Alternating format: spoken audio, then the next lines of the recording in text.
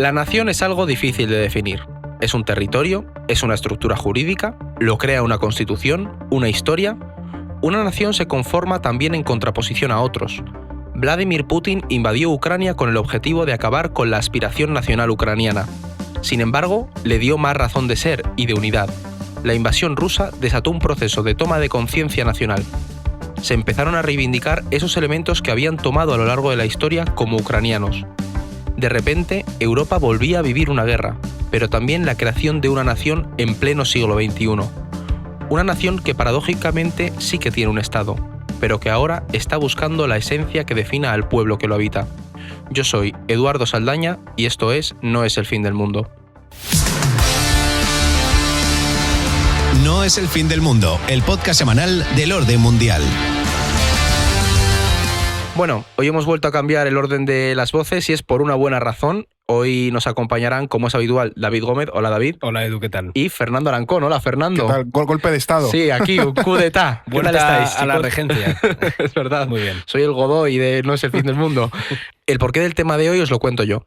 Hace unas semanas Fer estuvo en Ucrania y hemos pensado que sería interesante, analizar algunas cuestiones sobre el país que quizás no tienen demasiada presencia en los medios y en los debates.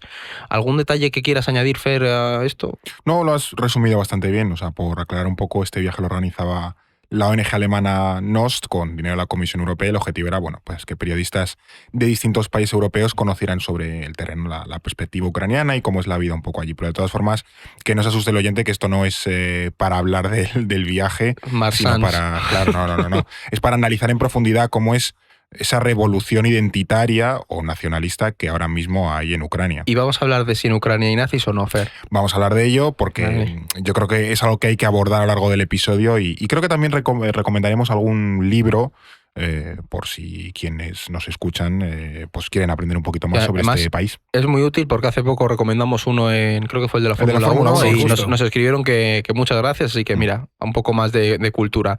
Y como curiosidad, Fer, ¿hubo bombardeos en Kiev cuando estuviste allí? Hubo bombardeos, hubo varios, sí, nos saltó la alerta varias veces. De hecho, hay una app que te avisa de cuando se activa esa alarma antiaérea y de repente a las 4 de la mañana el móvil te suena a tope con esto. Attention, air raid alert. Proceed to the nearest shelter. Don't be careless. Your overconfidence is your weakness. Por cierto, no sé si os suena la voz que habla. Yo no la reconocí, a mí me lo tuvieron que contar. De primeras, ¿no? Es que veo películas dobladas, Fer. Ya, bueno, es Mark Hamill, que es quien hace de Luke Skywalker en la saga de Star Wars. Y además hay un guiñito porque escucha lo que suena en la app cuando una alerta termina. Alert is over. May the force be with you. May the force be with you. Que la fuerza te acompañe. Increíble. Bastante jefe, ¿no? De la app. Pero bueno, es cierto que da un poco de yuyu la primera vez que suena, aunque luego es más una molestia que otra cosa. De hecho, allí los paisanos, los de Kiev, los habitantes de Kiev, no le hacen mucho caso a las alarmas ya. ¿Y qué feeling te llevas después de haber estado allí? Pues creo que es bastante justo decir que Kiev no parece en absoluto una ciudad en guerra. No me sentí inseguro en ningún momento. También es cierto que han montado una especie de cúpula de hierro allí con unas defensas antiaéreas impresionantes y lo malo es que para entrar y salir del país pues hay que hacerlo en tren y es una paliza porque son 10 o 12 horas de viaje. Pero bueno, más allá de sus detalles que me inquietaron un poco, por eso también el episodio de hoy, y que mientras estaba en España no se percibía bien, pero allí sí que se ve, y es que al final hay una ola nacionalista en Ucrania que están haciendo y que creo que no va a ser fácil de manejar. Ya digo, quizás esto desde España no se valora bien porque el conocimiento de Ucrania, en general de Europa del Este, no sabemos mucho acerca de su historia, de su cultura y es complicado valorarlo. No sabemos nada de su identidad. Pero como no vamos mucho más allá de unos clichés, pues yo qué sé, Chernóbil, la guerra, Zelensky, dos cosas más, pues ya digo, creo que el objetivo del episodio de hoy es dar un poco esa profundidad, esa visión amplia de cómo es la historia de Europa del Este, la historia ucraniana y cómo eso está generando una identidad y una ola nacionalista. Porque yo aquí también te diría que lo que entiendo es que hay una lucha de relatos o identidades en torno a esto, porque hemos visto cómo Putin ha hecho mucho énfasis, ¿no?, en marcar un tipo de historia concreta y lo que vemos es que Ucrania está reaccionando, ¿no?, por así decirlo. Claro, es que hay un proceso de reacción, luego lo desarrollaremos, pero hay una lucha identitaria muy potente entre Rusia y Ucrania. Y me atrevería a decir que es quizá la última revolución nacionalista de Europa. Tengo la sensación de que Ucrania está viviendo estos años de ahora lo que prácticamente todos los países de Europa vivieron entre finales del siglo XIX y principios del XX, que era la reafirmación de su identidad nacional de la mano de un proceso de independencia. Y en una época, en este siglo XXI, donde ya están más asentadas las identidades pues, globales, cosmopolitas, europeístas, una revolución abiertamente nacionalista pues choca bastante. No, totalmente. De hecho, luego iremos a cómo Putin instrumentaliza todo este proceso nacionalista, pero es evidente que ha escogido una historia interesada, ¿no?, para justificar ciertas cosas. ¿Dónde empezaría la disputa identitaria entre Rusia y Ucrania? Digamos que el origen mítico, donde se suelen remontar esos relatos y que no necesariamente está relacionado con el origen real del país, está en el siglo IX. Los vikingos, que se extienden desde el norte de Rusia por los ríos, fundan lo que se conoce como la Rus de Kiev. Esta Rus de Kiev es lo que también reclama Rusia como su propio origen, Eso ¿no? es. Que Rusia surge ahí y por tanto les pertenece, que es uno de los argumentos de hecho que Putin dio para invadir Ucrania. Sí, correcto. De hecho, solo estamos ya en el siglo IX y empieza todo el lío, ¿no? La cuestión es que esta Rus de Kiev es bastante extensa y también abarca partes de lo que sería hoy la actual Rusia. Y aquí está, por ejemplo, la figura de Vladimir I el Grande, que es una figura que reivindican tanto rusos como ucranianos porque es quien oficializa el cristianismo en este reino, en torno a lo que sería el año 1000. Pero en el siglo XIII llegan los mongoles y arrasan la Rus de Kiev. Solo quedan algunos príncipes como pequeños vasallos de esos nieto mongoles. de Gengis Khan es el que llega. Es el nieto. Sí. De hecho, dicen que todo el mundo tiene... La descendencia, ¿no? Que sí, no sé cuántos por ciento de los europeos somos descendientes el papuchi del siglo XIII. El Julio Iglesias de la Edad Media, debía ser algo parecido, sí. El caso es que eso, quedan como pequeños príncipes vasallos de los mongoles, en lo que es la parte más oriental de Ucrania, y luego por los reinos europeos del oeste, principalmente Polonia y Hungría. Pero sí que es verdad que décadas después de esta invasión hay un noble que se subleva con éxito en Rusia contra los mongoles, y ahí nace lo que se conoce como el Principado de Moscovia, que se puede considerar como el antepasado medieval de lo que sería. Sí, te iba a decir que es como la esencia, la génesis, ¿no? Claro. Eso es. Claro, de hecho, fíjate, estos reyes vikingos de los que hemos hablado del siglo IX son de la dinastía rúrica, que dura hasta el siglo XVII, y de ella salen lo que son los Romanov, que eso sí que nos suenan un poco más, que son exterminados después en 1917 con esa revolución bolchevique. Así que, en cierto modo, vemos que hay una continuidad en Rusia a nivel político. Por eso los rusos dicen que ellos son los verdaderos herederos de la Rus de Kiev. Pero en la actual Ucrania no queda nada. Claro, ahí está una de esas disputas, ¿no? En quién es el heredero legítimo de esa Rus de Kiev, pero en aquel entonces el territorio de la actual Ucrania quedó medio repartido entre el reino de Polonia-Lituania en el oeste, que era muy grande en aquel momento, esa protorrusia al este y algunos vasallos del Imperio Otomano al sur.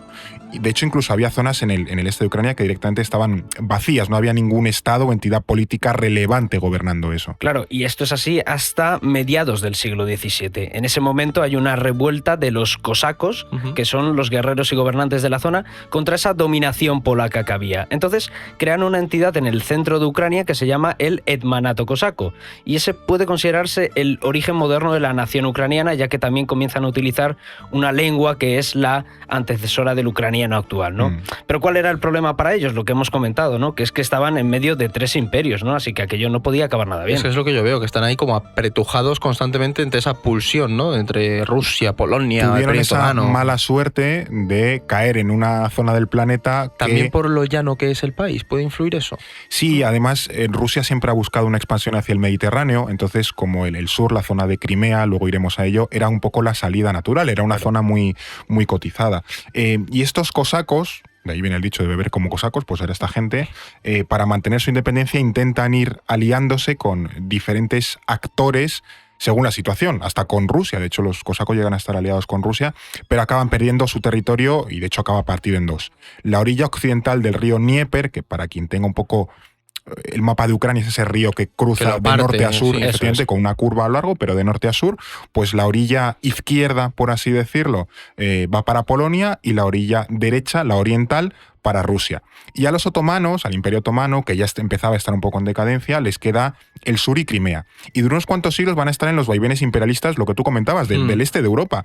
Un trozo de la actual Ucrania incluso acabará formando parte del Imperio Austrohúngaro, lo que es Lviv, que es una de las zonas, una de las ciudades, la gran capital del Leópolis también. Efectivamente, pues estará dentro del Imperio Austrohúngaro. Pero al final aquí en esta zona, quien corta el bacalao, o quien ha cortado el bacalao ha sido Rusia, históricamente. Absolutamente. De hecho, en el siglo XVIII, Polonia entra en decadencia decadencia y quien se aprovecha para ir arrebatando esos territorios es precisamente Rusia, también en lo que es Ucrania. Y lo mismo hace con el Imperio Otomano al sur, ¿no? Con ello llega esa colonización, ¿no? Porque cuando antes dijimos que en muchas zonas de Ucrania no había nadie, es que literalmente no había absolutamente nadie, ¿no? Así que Rusia empieza a mandar colonos, incluso construye ciudades. Odessa, sin ir más lejos, es fundada por Catalina la Grande en 1769. Por un español, fue su primer gobernador. ¿En serio? Sin coña. Lo fundó, Odessa es fundada por un español que creo que era almirante o algo así del Imperio Ruso. Increíble esa historia.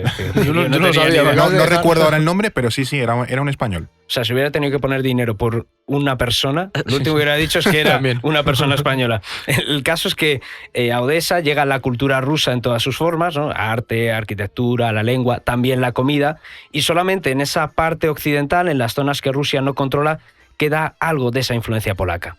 Porque al hablar también de colonización estamos acostumbrados a pensar que es lo que hicimos los europeos en otros continentes, en América, en África, en Asia. Pero es que en Europa también hubo colonización. Y Rusia, por ejemplo, fue una enorme potencia colonizadora en todas direcciones, especialmente hacia el este. Es que en Siberia no había nada hasta que en el siglo XVIII-XIX no llega Rusia. Y Rusia coloniza toda su inmensidad de la parte asiática. Y, por ejemplo, también estamos acostumbrados a que nuestras ciudades tengan 1000 o 2000 años de antigüedad, pues yo qué sé, la fundaron los romanos o los griegos. En Ucrania no pasa tanto. Kiev sí que tiene cerca de 1000 años, pero antes David mencionaba el caso de Odessa. Donetsk, que es la gran capital del este, este de Ucrania, se fundó en el año 1869 y lo funda un galés, un tío de Gales que vaya a explotar el carbón. Obtiene una concesión y se monta ahí una ciudad y se convierte en la gran capital del carbón y del acero del este de Ucrania. Como los que iban a por el oro en Estados Unidos hacia el oeste. Tal cual, es lo mismo, es como San Francisco, claro, o por todas eso esas ciudades es casi más random que lo del español fundando Odessa. Pues sí, y además en esa época, claro, como se fundan ciudades industriales, en Ucrania se recibe un montón de trabajadores rusos y las ciudades se rusifican por toda esa inmigración de trabajadores rusos. Y lo que permanece más ucraniano es el campo. Y es también en ese siglo XIX, siglo por antonomasia del nacionalismo romántico, cuando se empieza a generar esa identidad ucraniana, que primero es cultural, reivindicando el idioma ucraniano, la cultura local, y luego se irá transformando en una identidad política, ya digo siglo XIX. Claro, y es aquí donde ya se empiezan a ver algunas de esas rupturas, ¿no?, habituales que vimos en el XIX, en el XX a nivel político, ¿no? Esa brecha de el campo-ciudad, ese pulso entre Estado-nación, porque al final muchos de los estados que hoy vemos en Europa no existían, pero sí que se estaban empezando a formar esas naciones, o bueno, más bien nacionalismos. Era una época de imperios. Claro, pero que reclamaban esa manera de existir de manera independiente, ¿no? Claro, de hecho es que la mayoría de estados actuales no se crearon hasta el siglo XX. O sea, negar que cualquier entidad que no existiese hace 200 años no puede existir hoy, yo creo que es un poco una tontería, y al final es lo que hace Vladimir Putin, ¿no?, con Ucrania. Claro. Y de hecho, Ucrania no tardaría demasiado en obtener su primera independencia, y aquí ya vamos a ir intuyendo cómo va a ir tomando forma el conflicto actual entre Rusia y Ucrania, ¿no? Nos situamos en 1917, que ya lo habíamos comentado, en plena Primera Guerra Mundial, que estalla la revolución bolchevique, derrocan al zar, y mientras tanto el Imperio Alemán está consiguiendo enormes avances en lo que sería el frente oriental. De hecho, los imperios centrales, tanto Alemania como los austrohúngaros, ya habían ocupado prácticamente toda Ucrania para entonces, en ese momento. Solemos pensar en la Primera Guerra Mundial, en el frente de Francia, que estaba estancado, pero en el este de Europa hay muchísimos avances de Alemania. Claro, se están moviendo muchas cosas allí, y como Lenin quería salirse de la guerra a cualquier precio y cuanto antes, él cede enormes cantidades de territorio a los alemanes en esa paz de Brest-Litovsk de 1918 que todos hemos estudiado en la universidad. ¿Y qué buscaba entonces Alemania en el este de Europa? Pues básicamente crear estados títere para tener un área de influencia en la zona, y Ucrania evidentemente era uno de esos estados. Esto es lo que repite mucho Putin, ¿no?, que Ucrania fue creada por Lenin, que no existía y que le debe un poco más que su existencia a Rusia. ¿Y tiene razón un poco con esto, no? Utiliza algo de verdad para montarse su película. Nunca había existido un Estado ucraniano, como ya hemos visto, pero sí existía una identidad nacional.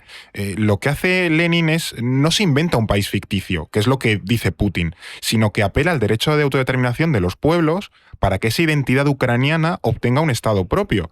Y de hecho son los propios ucranianos quienes en 1917 proclaman un Estado propio. Y Ucrania no es algo que venga dado por Lenin, sino que, ya digo, Lenin reconoce una autodeterminación es cierto que también obligado por Alemania. Casi 40 años antes que, 50 años antes que los procesos de independencia africanos, ¿eh? Ya está reconociendo esta autodeterminación de los pueblos. Claro, ¿no? Pero en esos finales de la Primera Guerra Mundial es cuando se crean buena parte de los estados europeos que hoy vemos en el centro y en el este de Europa. Claro. Porque antes eran simplemente sujetos dentro de grandes imperios. Pensemos yo que sé, en el Imperio Austrohúngaro, pues al final Hungría, ahí surgen, claro. o en los Balcanes, ¿no? Y en esta Ucrania, esa especie de creación durante la época de Lenin es el argumento que utiliza Putin para negar que además del Estado tampoco existía una identidad ucraniana y que todo eso era ruso y de Rusia, lo cual no era cierto. Claro, pero yo entiendo que esto tampoco duró mucho porque surgió la Unión Soviética y ahí al final también Ucrania se metió y se diluyó un poco ese espíritu que comentáis, ¿no? A ver, es que Ucrania siempre ha estado en el bando perdedor, ¿no? De hecho, cuando Alemania pierde la guerra no pudo proteger a aquel estado y Ucrania se consumió entre esa inestabilidad interna y en la guerra civil rusa que los bolcheviques se enfrentaban a lo que era el ejército blanco, al bando monárquico y anticomunista, pues ganó el ejército rojo, ¿no? Y así surge en 1919 lo que se conoce como la República Socialista Soviética de Ucrania, que es una de las entidades fundadoras precisamente de la URSS. Y en esta época surge también otro de los grandes mitos identitarios de Ucrania, que es el Holodomor. Y para los que no estén muy familiarizados con este término, el Holodomor fue una hambruna que mató a unos 3 millones de ucranianos y que en toda la Unión Soviética pudo alcanzar hasta los 10 millones de muertos, ¿no? Estamos hablando principios de la década de los años 30. Aquí estaba Stalin manejando. Claro, estaban esos procesos de reindustrialización y de reforma agraria. Sí. Eso es. Claro, eso es el momento, el debate que hay sobre si hay un genocidio o no, es precisamente porque Lenin y Stalin habían promovido esas reformas agrarias, son una chapuza y la producción de alimentos se desploma y el país empieza a morirse de hambre. Y Ucrania, como es el granero soviético, y actualmente se le conoce también como el granero de Europa por esa producción de trigo tan elevada, se les negó el alimento a los ucranianos en favor de otras zonas del país, algo que fue directamente ordenado por Stalin, ¿no? Y esta política desastrosa también afectó a otras zonas de la Unión Soviética, no solo Ucrania, como hemos dicho, pero es cierto que en la URSS de entonces se buscaba rusificar todavía más Ucrania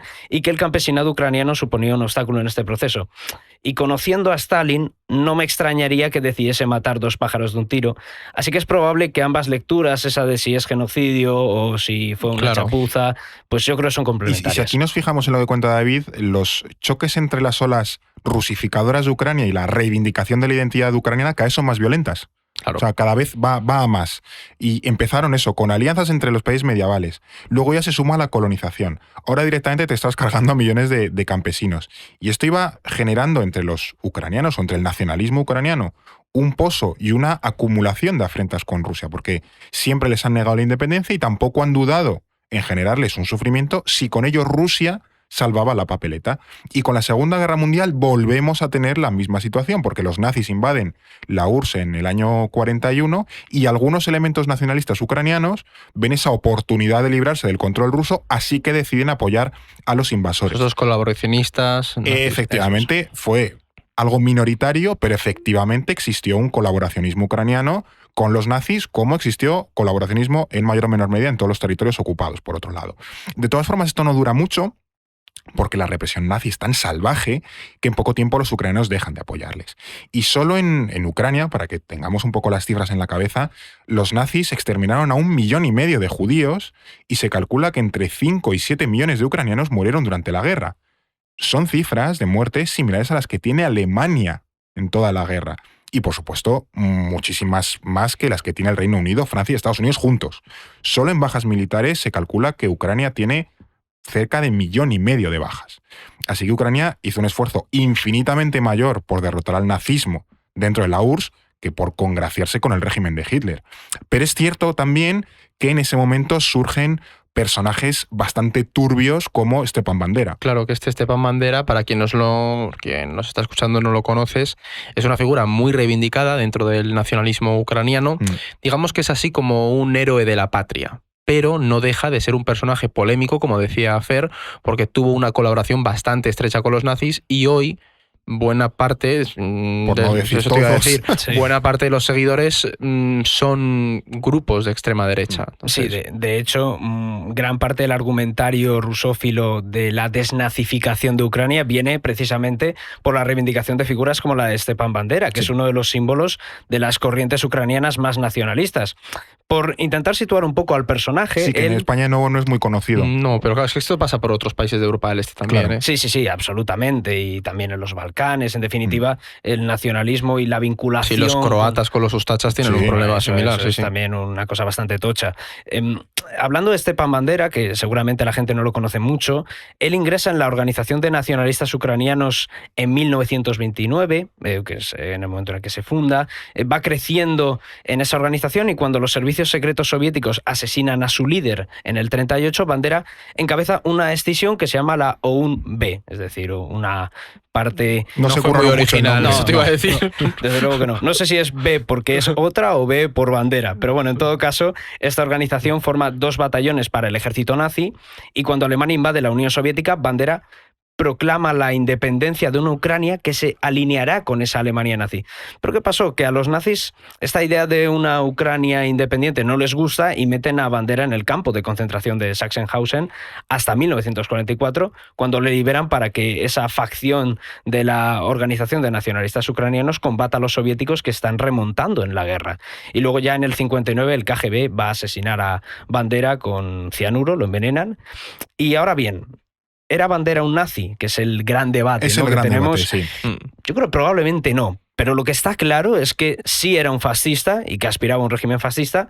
Así que creo que la diferencia terminológica iba a tampoco decir, es muy efectivamente, grande. sí. Y desde luego su organización colaboró con los nazis mientras él estaba preso, participando incluso en el asesinato de judíos y de polacos. Por tanto, independientemente del término que utilicemos, creo que es imposible exonerar al personaje y su ideario de esas tendencias nacionalistas más reaccionarias. Claro, pero yo lo que veo es que todavía hoy hay grupos que siguen comprando todo ese ideario y le siguen ensalzando. Y me parece eso un problema importante.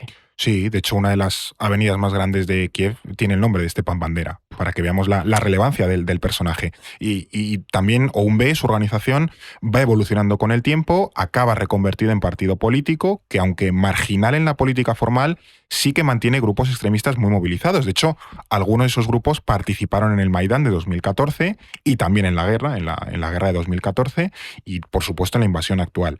¿Quiere decir que en Ucrania todos son nazis? Pues obviamente no. Porque estos grupos también tienen un rechazo en la sociedad. No pensemos que es que se están abriendo pasos sin ningún tipo de contestación.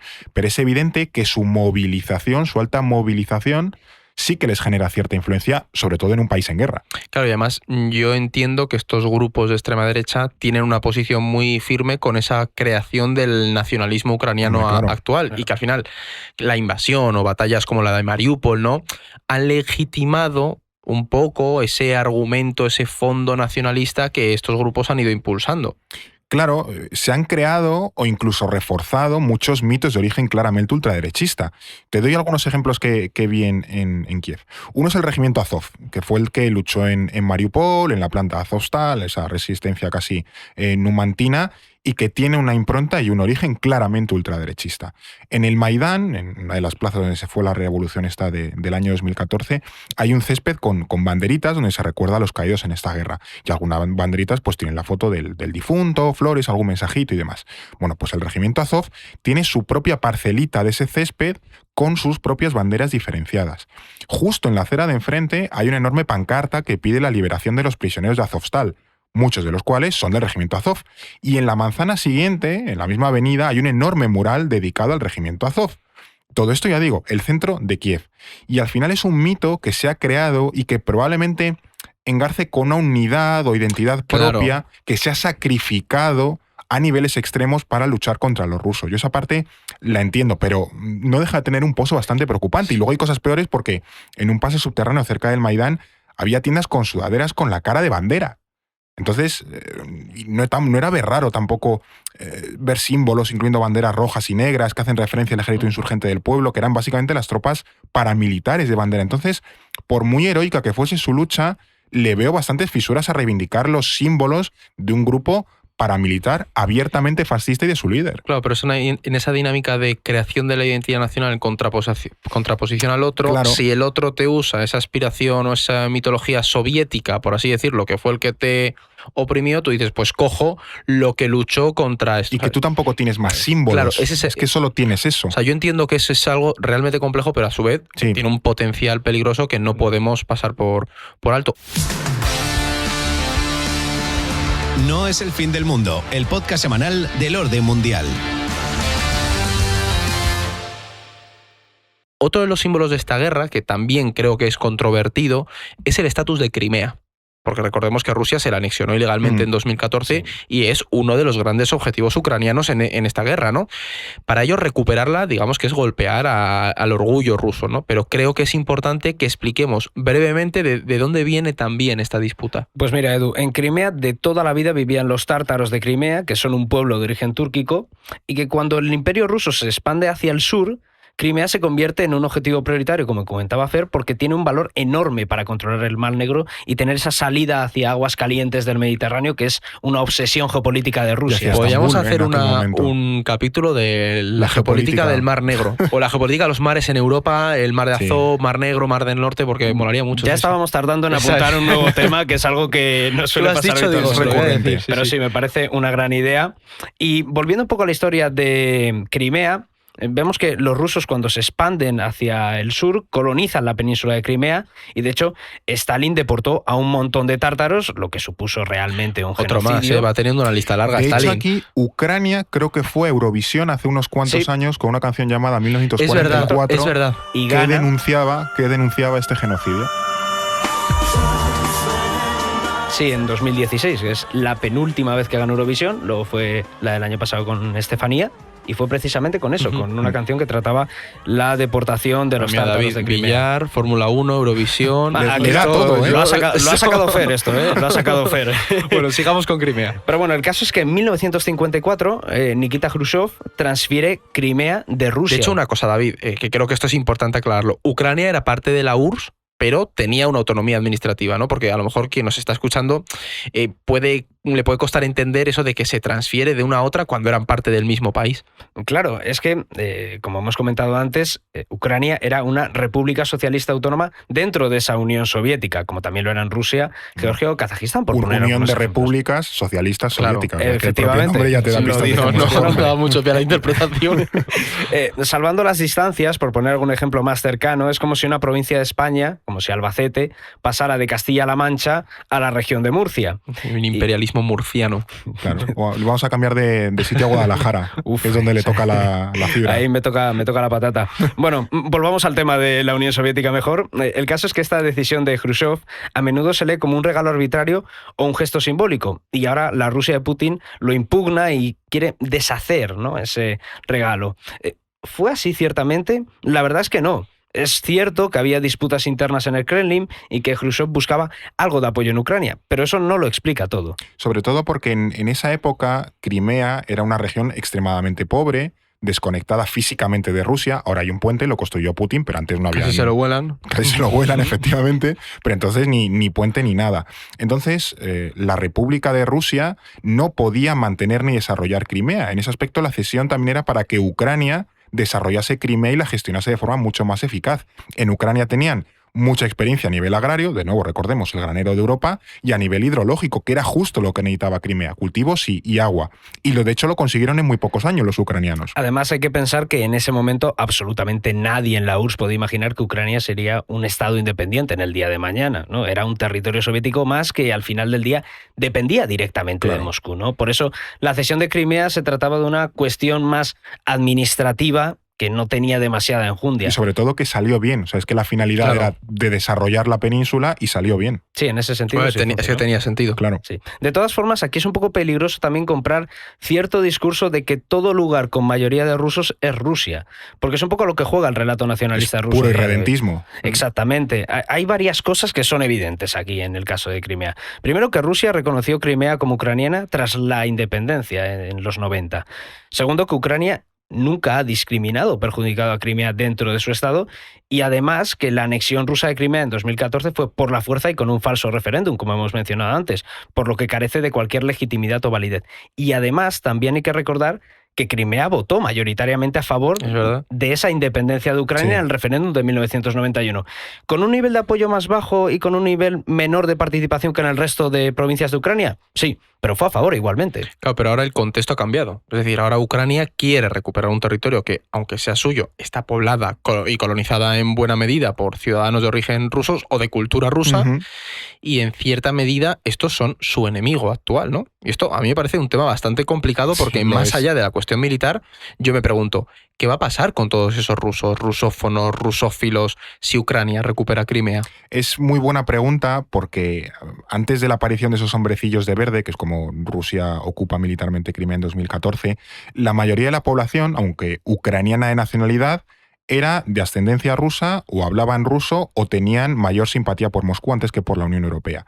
Y luego había una minoría ucraniana y otra tártara. Bien, cuando Rusia se anexiona aquella península en 2014 y empieza la guerra del Donbass, mucha gente sale de Crimea, lógicamente, por la guerra. Rusos y también ucranianos. Y lo que hace Rusia es volver a colonizar con más rusos la península.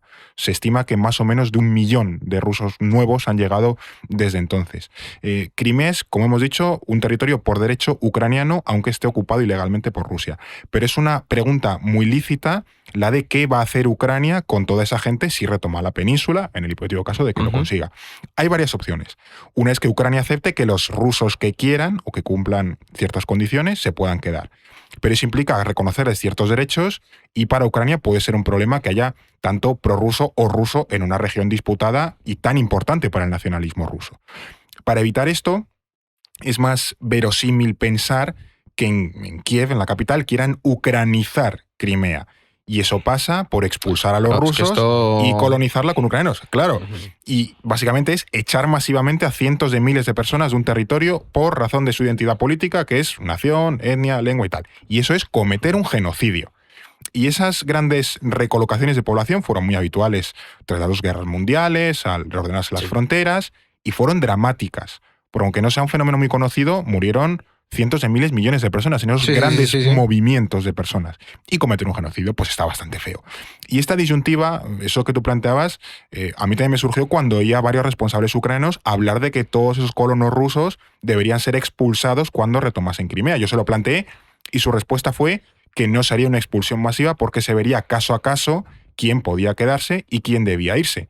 Yo la teoría te la compro, pero no me parece muy verosímil revisar caso a caso cientos de miles de situaciones en medio de un contexto bélico en una posguerra con medio país destrozado. No, es algo muy complicado. De hecho, yo creo que aquí aliados de Ucrania como la Unión Europea tienen que tener muy presente qué va a pasar con todo este proceso. Pero bueno, ahora vamos a profundizar más en los claroscuros de ese nacionalismo ucraniano, porque tiene que ver mucho con todo este proceso. Pero antes quiero comentarte una cosa a ti que nos estás escuchando.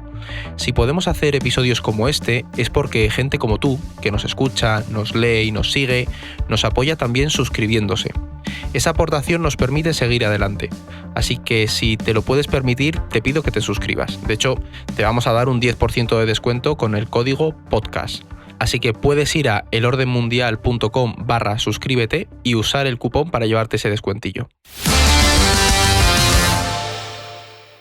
Bueno, después de la cesión de Crimea en el 54, vendrán episodios como el de Chernóbil, que no vamos a detenernos aquí, pero para esto está la serie HBO que yo la recomiendo, me gustó muchísimo. Sí, fantástica. Pero sí lo vamos a hacer en la independencia de Ucrania, que se da en 1991, al tiempo que toda la Unión Soviética se descompone.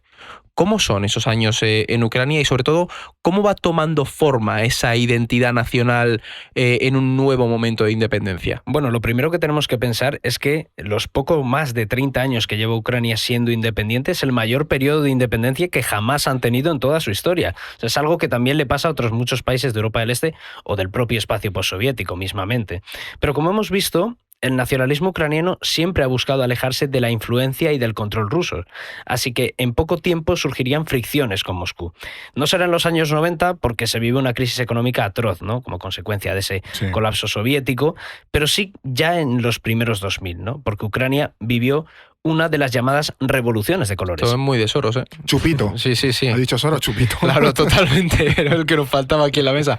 Pero bueno, más allá de guasas con Soros, expliquemos un poco más qué fueron estas revoluciones de colores y qué pasó en Ucrania. Vamos a sacar el gorro de papel de plata, no. Es todo más sencillo. Las revoluciones de colores fueron unas protestas que se dieron en los primeros años de los 2000, especialmente en países de la antigua Unión Soviética, y que eran de carácter liberal y reclamaban mejoras democráticas y una mayor occidentalización del país. Pero esto en Rusia fue percibido como una injerencia occidental en su esfera de influencia a través de una serie de fundaciones, ONGs, think tanks y demás. Algunas de ellas, es verdad, que financiadas por Open Society, que es esta fundación de George Soros, otro de esos que le podemos dedicar un capítulo. Pues sería muy bueno uno de Soros, más allá de la conspiración y demás. Y a lo mejor nos paga o nos patrocina. Oye, claro, capítulo, ¿no? Este capítulo está patrocinado por los billetes. No, y en Ucrania, de hecho, esta revolución de colores prooccidental fue una reacción a un intento ruso de manejar los asuntos del país. Porque en el año 2004 hubo unas elecciones bastante reñidas entre el candidato prooccidental, que era Viktor Yushchenko, y el prorruso Yanukovych. Ganó el prorruso, pero surgieron protestas argumentando que Yanukovych había ganado de manera fraudulenta. Se demostró, hubo que repetir las elecciones y ahí ganó el candidato prooccidental. Y entre medias, esta fue la llamada Revolución Naranja, porque era el color de su coalición era naranja. Bueno, de hecho, Yushchenko fue envenenado por los rusos con dioxina. No murió, pero sí le ocurrió a otros opositores a Putin después. Le dejaron hecho un cuadro. Bueno, sí. Bueno, este de hecho, es el de la cara, ¿no? Sí, que si buscas en Google y ves el antes y el después, es una locura. Sí. Y en una entrevista llegó a decir que su mujer le confesó que los labios le sabían a metálico. Madre cosa tremenda. Pero en esta revolución naranja teníamos lo mismo de siempre, ¿no? Un intento ruso por manejar los asuntos de Ucrania y una respuesta de los propios ucranianos, especialmente de los sectores y regiones prooccidentales que rechazan los tejemanejes de Moscú. Que esto viene a ser un poco lo que ocurre en 2014 con esa nueva revolución, ¿no? La del Maidán o el Euromaidán o como queramos llamar a esto. Es que fue bastante parecido porque el presidente Yanukovych, otra vez, que se asumía era prorruso, ya estaba en el poder, iba a firmar un acuerdo de libre comercio con la Unión Europea, un acuerdo de asociación, pero en el último momento se echa atrás. Por lo que sea. Por lo que sea. Se asume que por presiones de Putin y de nuevo vuelta a empezar. Los sectores prooccidentales se echaron a la calle en Kiev, en el Maidán, que es una de las plazas principales de la ciudad, para reclamar que se firmase ese acuerdo y que Yanukovych dimitiese.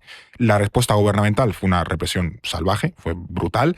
De hecho, siguiendo un poco el ejemplo del 15M, las revueltas árabes o del Parque Gezi en Estambul, también se montó incluso en la plaza un campamento con barricadas. Hubo cerca de 100 manifestantes muertos en los meses que duró, porque los antidisturbios disparaban con fuego real y con francotiradores. Sí, yo recuerdo las imágenes de eso. Yo me acuerdo en televisión verlo y estar siguiendo. En Kiev hay un mural recordando esos 100 y poco muertos, creo, que murieron en el Maidán. Y al final el gobierno de Yanukovych acabó colapsando y este buen señor huyó a Rusia. Claro, y en medio de todo este caos es cuando empieza la guerra, ¿no? Cuando Rusia ocupa Crimea. Efectivamente, los sectores más prorrusos, que en algunas regiones sí que mantenían el poder, deciden sublevarse con un apoyo bastante importante de Rusia. Aquí es cuando empieza la guerra del Donbass, que hace años podíamos haber hablado de guerra civil, porque en parte tenía ese componente en algunas zonas, pero también tuvo una fuerte implicación de Moscú. Y aquí esta es la famosa brecha este-oeste, ese este que es más prorruso, el oeste más occidental o prooccidental.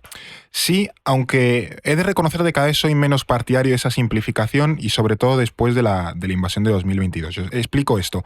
A menudo se asumía, ojo, yo también en su momento, que al este del río Dnieper eran las zonas prorrusas porque era donde se hablaba más ruso. Sí, un poco determinista, ¿no? Todo esto. Claro, especialmente en el Donbass y en Crimea. Y al oeste del Dnieper, como se hablaba más ucraniano, pues la identidad nacional era, además de más nacionalista, más prooccidental. Pero esto lo veo problemático en los tiempos recientes porque asume que tu lengua determina tu grupo étnico y no es así. Me parece más fiel a la realidad decir que hay ucranianos que hablan ruso, ucranianos que hablan ucraniano y unos pocos rusos que hablan ruso. Que en el Donbass o Crimea los ucranianos rusófonos eran a la vez mayoritariamente prorrusos, sí, sin duda, eso pasaba. Pero en otras muchas zonas del país, los ucranianos rusófonos son abiertamente prooccidentales. Porque hace un rato contábamos que la población de las ciudades, por la emigración de rusos, era mayoritariamente rusófona. Claro. En Kiev o en Kharkov Kharkov es la segunda ciudad más importante de Ucrania, o había antes de la guerra, Es bastante fronteriza con Rusia. Sí, una mayoría rusófona. Y en Kiev se dieron las dos grandes revoluciones del país del siglo XXI.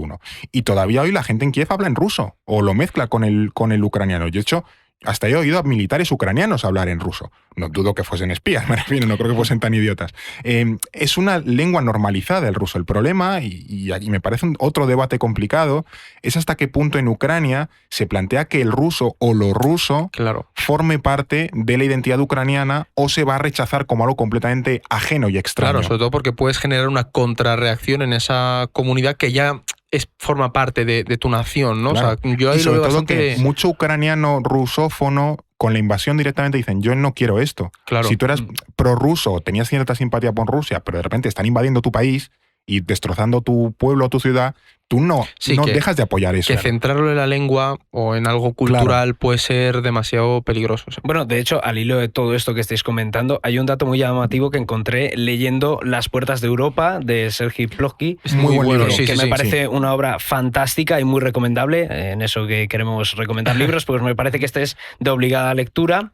Y decía que, según el Instituto Internacional de Sociología de Kiev, es decir, no es poca cosa, es una institución bastante reconocida, solamente el 5% de los rusos, que representan un 17% de la población de Ucrania, se identificaban exclusivamente como rusos, es decir, la mayoría lo hacían como rusos y ucranianos. Claro. Y eso te da una idea de esa esencia multiétnica y multicultural que siempre ha tenido el Estado ucraniano. Esta parte me parece muy interesante, ¿no? Porque ahora mismo, ¿cómo se plantea este debate entre los ucranianos? Porque de primeras puede parecer complicado compatibilizar que tu identidad tenga un componente ruso con que Rusia haya invadido y destrozado tu país. Claro.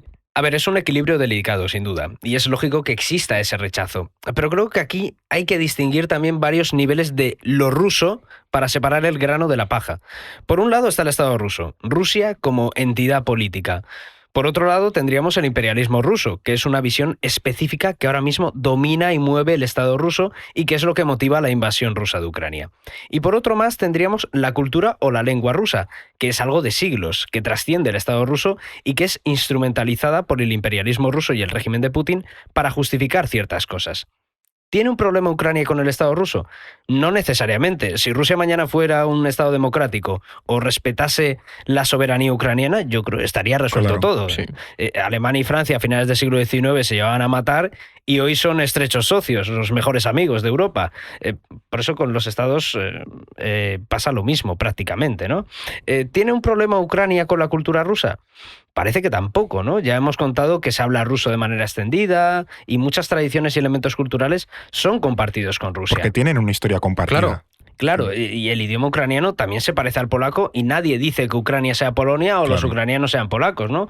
Ucrania tiene una identidad cultural propia donde algunos de sus elementos son compartidos con los vecinos, casi especialmente una zona con de Rusia. intercambio. Como pasa en otros muchos sitios, es que tampoco es algo raro. Claro, es que esto realmente es un problema. Desde España nos puede parecer que no, porque tenemos una cultura muy diversa. Lo complicado viene cuando una visión nacionalista como es la ucraniana, en tanto que siempre se le ha negado una identidad propia, ahora tiene cierta ansiedad por dotarse de elementos identitarios exclusivos. Claro, entonces al final, si el problema está en el imperialismo ruso que niega una identidad propia a Ucrania o a lo ucraniano, y la respuesta es forzar la propia identidad ucraniana, ¿no es un poco combatir el fuego contra el fuego? En parte sí y en parte no. Depende. No, pero no podemos poner en igualdad una visión irredentista como es la rusa, que legitima invadir países con una visión nacionalista que quiere priorizar una lengua sobre otra. Pero sí creo que esa aproximación ucraniana es algo miope. Ahora, por ejemplo, hay una iniciativa para renombrar muchas calles en Kiev de figuras rusas o de cultura rusa con nombres ucranianos. Un ejemplo muy tonto. Nosotros comimos un día en un sitio típico de allí, que es un stroganov, que es un plato abiertamente ruso, para que veas lo mezclado que está. No, era un guiso de ternera. ¿Un plato del este que no lleva patata? Estaba riquísimo, pero es un plato ruso y lo tenías ahí en un restaurante tradicional ucraniano, que estaba en la calle Pushkin. Pushkin no tiene ninguna relación con Ucrania. Es un fantástico literato ruso y de hecho es el equivalente al Instituto Cervantes en Rusia, pues es el Instituto Pushkin. ¿Tiene sentido que Pushkin tenga una calle en Kiev? Pues me parece lógico pensar que no. ¿Sería lícito renombrar la calle Pushkin con un literato ucraniano? Pues me parece razonable pensar que sí. Pero aquí viene la pregunta delicada. ¿Ese proceso lo estás llevando a cabo con todos los elementos susceptibles de no tener relación con Ucrania o Kiev o solamente con los elementos de la cultura rusa? Porque si es lo segundo, tu objetivo no es ucranizar las calles, sino desrusificarlas. Y no es lo mismo. Claro. Y es un poco el proceso también que ocurrió cuando en los 90, cuando se quitaron todos los elementos soviéticos para precisamente... Yo estaba pensando, ¿lo harías con un literato polaco?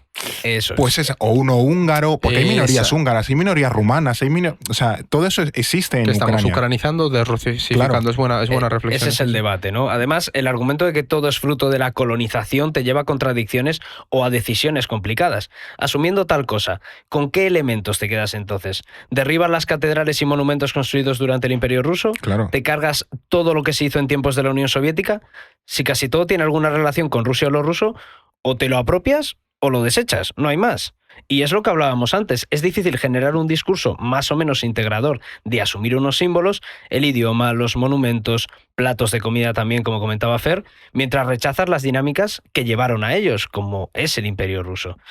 ¿Odessa es menos ucraniana porque se mandase construir por Catalina la Grande? Claro. Parece Claro, evidente le prende que no. fuego a Odessa, claro, como lo hicieron los rusos, pues le prendo O fuego sea, a y mí no tiene me sentido. contaron que había debate con la celebración del 8 de marzo, del 8M, el Día de la Mujer, porque había estado impulsado por la Unión Soviética en su momento y había mucho debate sobre si mantenerlo en esa fecha o no. Claro, es que está bien resignificar las cosas y preguntarse qué significado tienen los monumentos Pero y te demás. puedes pasar de frenada. Pero no puede ser obsesivo, porque si no al final acabas en una especie de caza de brujas. Claro, y el gran problema es que ese discurso más cívico ponderado que estamos comentando no cala demasiado a día de hoy, menos todavía en esos sectores más nacionalistas, porque lo que ellos plantean es una separación mucho más grande y definida respecto de Rusia y respecto de lo ruso. Al final lo que buscan es ucranizar, o mejor dicho, derrusificar el país de manera definitiva. Claro, pero es que esto es un melón enorme y un problema muy grande, Claro. tanto para Ucrania como para la propia Unión Europea, que está tejiendo muchos lazos con la Ucrania del futuro. ¿Cómo se va a encajar ese nacionalismo Claro, ucraniano? absolutamente, porque ¿quién creemos que va a capitalizar buena parte de lo que es una revolución identitaria y claramente nacionalista? Los grupos de ultraderecha ahí tienen muchísimas papeletas. No es el tipo de discurso en el que ellos se mueven con total facilidad. Y el problema ahí es qué influencia van a tener en futuros gobiernos, en la reconstrucción o en posibles cambios políticos. Esta lucha de Ucrania no es, o no solo es, por ser un país democrático, que a día de hoy no lo es, y esto es importante recalcarlo, y acercarse a Europa, sino por reivindicarse de manera definitiva con una identidad propia ajena a Rusia. Mira, hace no mucho le leía al economista Branko Milanovic, que es conocidillo, es un economista medio estadounidense, medio serbio, que en Occidente las revoluciones del este de Europa de los años 80-90 se interpretaron como luchas por la democracia, ¿no? Era un poco el fin de la historia del que hablaba Fukuyama, ¿no? Sí, Que el liberalismo... la peor predicción de la historia también. Sí, Sí, lleva que el lleva liberalismo 30 años democrático había sobrecillo. ganado y que ya pues no había ninguna ideología que pudiese hacer frente al liberalismo capitalista. Es lo que decía Fukuyama. Pero lo cierto es que estas revoluciones de Europa del Este eran nacionalistas de independencia, no prodemocráticas. La fachada o el discurso democrático se usó para legitimarse de cara a los países occidentales. Me está viniendo a mí a la cabeza un señor húngaro, así un poco tripita, nuestro amigo que manda Orbán, mucho. Víctor Sí, Orbán, sí, claro, sí. es que yo creo que es el ejemplo más claro, ¿no? Porque ahora el primer ministro de Hungría, Víctor Orbán, es un iliberal de libro, pero en los 90 era un joven líder que reivindicaba una Hungría más democrática. El tema es, ¿era así o en el fondo era que quería una Hungría libre de la influencia ruso-soviética y que pudiese integrarse en un área próspera como era Europa? Claro, y entonces cuando Hungría entra en Europa y se encuentra una tonelada de normas y políticas que hay que consensuar, ya no le gusta esa disolución de la identidad húngara en el club europeo y da el giro autoritario. Y eso sin contar con la corrupción y todo el régimen clientelar que se ha montado, claro, y que en muchos países del este de Europa sigue ¿Y existiendo. vosotros creéis que podemos encontrarnos algo así en Ucrania con Zelensky? Por ejemplo, vemos un Zelensky que pasa de ser un Churchill 2.0 a un nuevo Orbán. No sé si veremos ese giro, sería Esto es un poco bola de cristal, ¿no? Claro, o sea, Claro, yo aquí es- estoy... Sí, pero... o sea, a lo mejor no es un Zelensky, es un líder que surja en ese proceso Claro. de ya independencia. Alguien que suceda a Zelensky en Claro, el con poder. esa aspiración nacionalista próxima a Europa, pero luego te acabas encontrando con que es un giro más nacionalista que otra cosa. Sí, te lo tienes que plantear, al fin y al cabo. También es verdad que depende mucho de cómo acabe la guerra y Claro. esta parece que todavía va para largo. El proceso del que estamos hablando hoy no se va a dar en 2 tardes. Puede durar tranquilamente unos 10 años. O más, o más. tranquilamente, sí. Pero sí parece claro que Ucrania se está emborrachando ahora de mitos y relatos nacionalistas y la resaca puede ser bastante complicada. Y a mí lo que me preocupa también es a quién buscarán de responsables para canalizar las frustraciones que vayan apareciendo por el camino, porque ahora mismo Ucrania pretende muchas cosas, muchas de ellas son muy lícitas, pero claro, eso también te lleva a frustraciones. Lo más obvio es que sea Rusia la que tenga toda la culpa de sus males, o los rusos o los rusos, también lo hemos hablado aquí. Pero también puede ser la Unión Europea, si consideran que no reciben suficiente ayuda económica, si se ponen muchos requisitos para esas ayudas o si se alarga el proceso de anexión. Pensemos también en qué mensajes enviamos desde aquí a Ucrania, porque es posible que entren en la OTAN si se alcanza una paz aceptable, pero si quieren entrar a la Unión, eso va a ser complicado y es largo, que se lo digan a Turquía o a muchos países balcánicos. Ucrania todavía hoy sigue siendo un país muy corrupto y con unos estándares democráticos bajos. Así que si les vendemos una moto que no existe, de que van a entrar en 2 tardes, pues a lo mejor mañana nos echan la culpa de ello, ¿no? Claro, es que sin duda yo lo que veo aquí, después de toda esta charla, es que es un gran reto al que se enfrenta Ucrania, pero también Europa y la Unión Europea, ¿no? Sí, porque ese auge nacionalista... Estamos viendo una ola reaccionaria también a nivel internacional, entonces ese auge nacionalista que ha desatado la guerra en Ucrania puede ser bueno para unir al pueblo ucraniano y construir esa nación ucraniana, pero es cierto que hay muchos riesgos si no se apoya y se acompaña a los ucranianos en este proceso. De todas formas, la historia seguirá su curso, nosotros estaremos aquí para analizar qué pasa y por qué, y a ti que nos estás escuchando, recuerda que aunque todo parezca caótico, no es el fin del mundo. Chicos, muchas gracias, Fernando, David, por acompañarnos hoy y nos vemos en los próximos episodios. No es el fin del mundo, el podcast semanal del orden mundial, producido por The Voice Village, dirección Eduardo Saldaña, conducido por Fernando Arancón y guión de David Gómez, producción ejecutiva Ricardo Villa, diseño de sonido Guillermo Reset, sintonía original Pablo de Diego.